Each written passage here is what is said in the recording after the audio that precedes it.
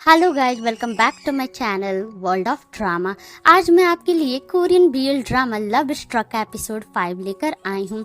अगर अभी तक आपने बाकी के एपिसोड्स नहीं देखे तो मैं लिंक डिस्क्रिप्शन बॉक्स में दे दूंगी, please do check it out.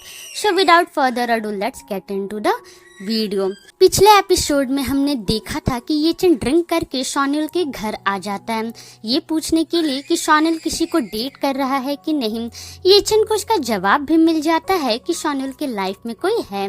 ये जानकर बेचारे येचन का दिल तो टूट ही जाता है, साथ ही साथ वो उल्टी भी करने लगता है। अगले दिन येचन की जब नींद खुलती है तो कल रात वाली बात उसे थोड़ी थोड़ी याद आने लगती है। अपनी गलती का एहसास होते ही येचन छोटे बच्चे की तरह शॉनिल के सामने सर झुकाकर खड़ा हो जाता है। शॉनिल येचन को डांटना शुरू कर देता है कि उसे इतना ज्यादा पीने की क्या जरूरत पड़ गई थी, और तो और वो अचानक बेहोश भी हो गया था, जिस वजह से उसे बहुत मुश्किल से उसे एक हाथ से उठाकर बेड पर ले जाना पड़ा। येचन अपने घुटनों पर बैठकर शॉनिल से माफी मांगता है। शॉनिल कहता है कि उसने ड्रिंक किया, उससे इतने सवाल किए, उल्टी तक किया, इतना तमाशा किया, और अब वो कह रहा है कि उसे कुछ भी याद नहीं है। येचन बताता है कि वो सब कुछ नहीं भूला है, उसे कुछ कुछ चीजें याद है, खास करके वो बातें जो वो याद नहीं रखना चाहता है। येचन एक बार फिर से शॉनिल से माफी मांगकर वहां से चला जाता है। शॉनिल सोचता है कि कहीं उसने येचन को कुछ ज्यादा तो नहीं सुना दिया। इधर येचन मार्क से मिलने आता है। मार्क येचन से पूछता है कि वो इतना उदास क्यों दिख रहा है, क्या कल उसने अपनी फीलिंग्स के बारे में पता नहीं किया। येचन सर हिलाकर हाँ में जवाब देता है। मार्क को समझ नहीं आता कि जब येचन को एहसास हो गया है कि वो शॉनिल को पसंद करता है तो फिर वो इतना उदास क्यों लग रहा है। येचन रोता हुआ चेहरा बनाकर मार्क को बताता है कि शॉनिल के लाइफ में कोई और है। अब उसे समझ नहीं आ रहा है कि उसे क्या करना चाहिए। मार्क येचन को समझाता है कि अगर शॉनिल किसी को डेट कर रहा है तो उसे गिव अप कर देना चाहिए, उसका आगे बढ़ना सही नहीं रहेगा। मार्क अभी के लिए येचन को शॉनिल से दूर रहने के लिए कहता है जब तक उसकी फीलिंग खत्म ना हो जाए। येचन ना चाहते हुए भी मार्क की बात मान लेता है। तभी येचन को शॉनिल का कॉल आता है। शॉनिल का कॉल देखकर येचन घबरा जाता है कि उसे क्या करना चाहिए। अब मार्क उसके जगह फोन उठाने को कहता है, लेकिन येचन मना कर देता है, ये बोलकर कि वो बिना किसी के मदद के शॉनिल से दूर रह सकता है। उसके बाद वो शॉनिल का फोन उठाता है। शॉनिल येचन से उसके दादाजी को एक पैकेज भेजने में मदद मांगता है। येचन बिना शॉनिल की पूरी बात सुने उसके पास तुरंत आने को बोलता है और फोन रख देता है। येचन मार्क की भी बात सुने बिना भागकर शॉनिल के पास चला जाता है। मार्क यही सोचते रहता है कि अभी तो येचन ने शॉनिल से दूरी बनाए रखने का फैसला किया था और अभी वो खुशी खुशी शॉनिल से मिलने जा रहा है। दूसरी तरफ शॉनिल येचन को उसकी वजह से परेशान करने के लिए माफी मांगता है, पर येचन को खुशी होती है कि शॉनिल ने उससे मदद मांगी। पोस्ट ऑफिस दूर होने की वजह से गांव वाले सारे पैकेजेस सुपरमार्केट से भेजते, इसलिए येचन भी उसी सुपरमार्केट जा रहा होता है। येचन शॉनिल से आते वक्त उसके लिए कोरियन स्वीट पैनकेक्स लाने को भी बोलता है।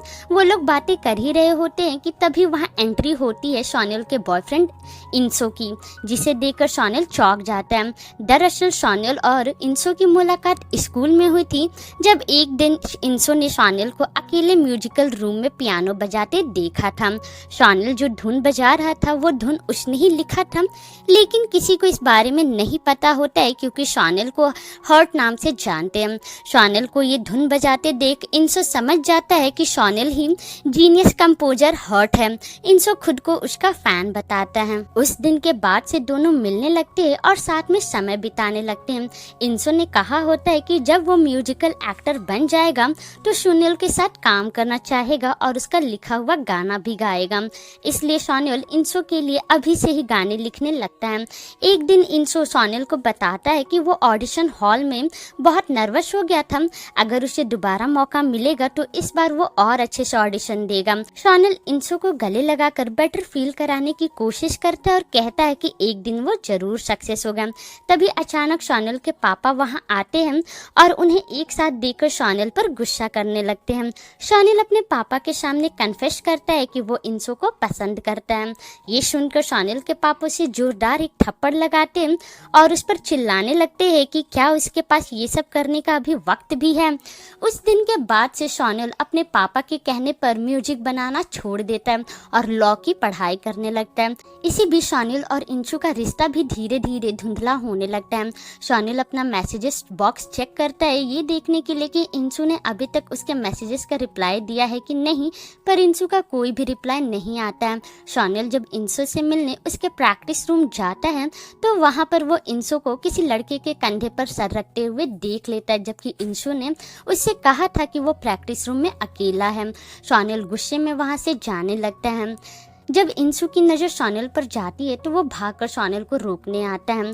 प्रेजेंट में हम देखते हैं कि सोनल येचन को अकेले ही पैकेज डिलीवर करने के लिए बोलता है। तभी इंशु बीच में सोनल से कहता है कि उसके दादाजी का घर बहुत अच्छा है, यहाँ अकेले आने के बजाय सोनल को उसे भी साथ में लाना चाहिए था। सोनल बिना कुछ कहे घर के अंदर आ जाता है। इंशु भी उसके पीछे पीछे आता है। सोनल इंशु से कहता है कि वो हमेशा से ऐसा ही है, जो मर्जी में आता है वही करता है। वो सीरियस था जब उसने उन्हें एक दूसरे से कुछ समय तक ब्रेक लेने के लिए कहा था। इंशु सोनल का हाथ पकड़कर पूछता है कि क्या वो अभी भी उससे गुस्सा है। इंशु उसे समझाने की कोशिश करता है कि उसके और उस लड़के के बीच कुछ भी नहीं है, वो सब बस एक गलत फहमी थी। तभी इंशु को उसके मैनेजर का कॉल आता है जिसे वो इग्नोर कर देता है। सोनल समझ जाता है कि इंशु फिर से अपना म्यूजिक प्रैक्टिस स्किप कर रहा है, इस वजह से वो उस पर और गुस्सा करने लगता है।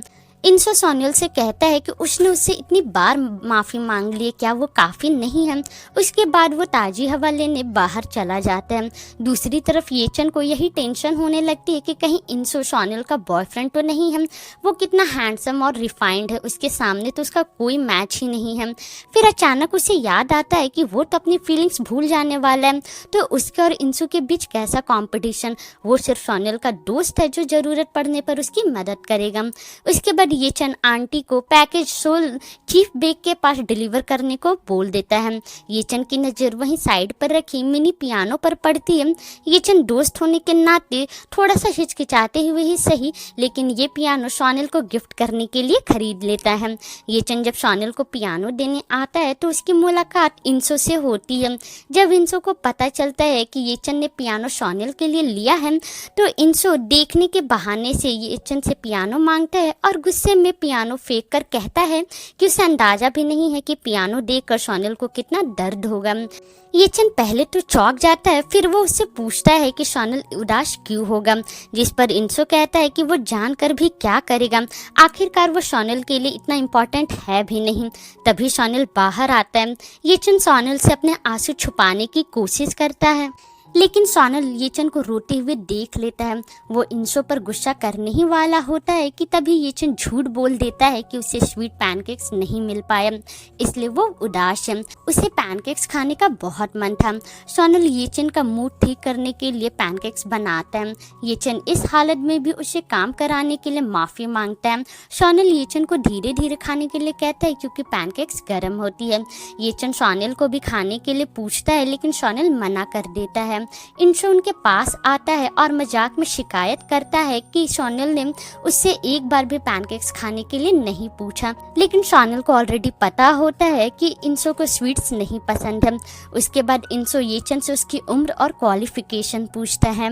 येचन बताता है कि वो 20 साल का है और फार्मिंग करता है।